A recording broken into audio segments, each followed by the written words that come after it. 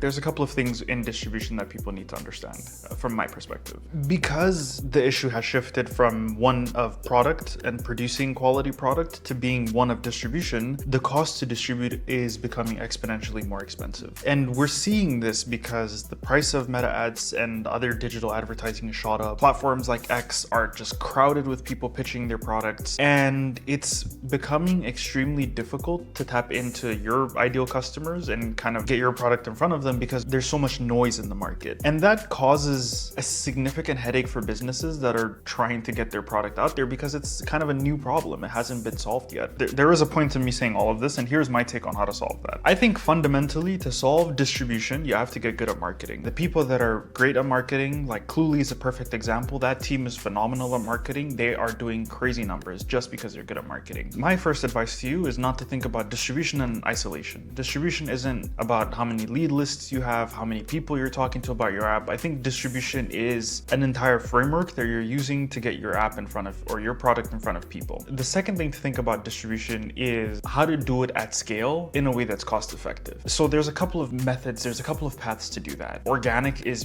probably the best distribution channel. So TikTok, X, all of these platforms that you can get your message across quickly and you can achieve some virality in some consistent interval are great channels, but those are unpredictable. Adding predictability around your distribution strategy would help you immensely. And the question is, how do you do that? It's frameworks. You need frameworks to be able to help you distribute your products. And I'm not going to get too much into it because this isn't a lecture on marketing, but essentially those are the two guidelines that I think will help you distribute your product better this year. The third thing that I'm going to say is by the end of this year, we're going to see a lot of agentic tools come into the marketing workflow and help automate and increase and improve distribution for businesses. This is undeniable. Agentic tools are already great at doing a lot of the things that humans were good at in terms of marketing. So creating UGC content, writing copy, sales calls even. And I think by the end of the year, we're going to see a lot of distribution being done by agentic engines and people consuming it and not able to tell the difference between what is AI and what is real. Those are my thoughts on distribution. My call to action is if you're interested in building workflows or need a thought partner that can help you think about your business, follow for more thoughts like this. And if you're interested in any of the concepts that we're talking or want to talk product, book a call with us at heyfabrica.com.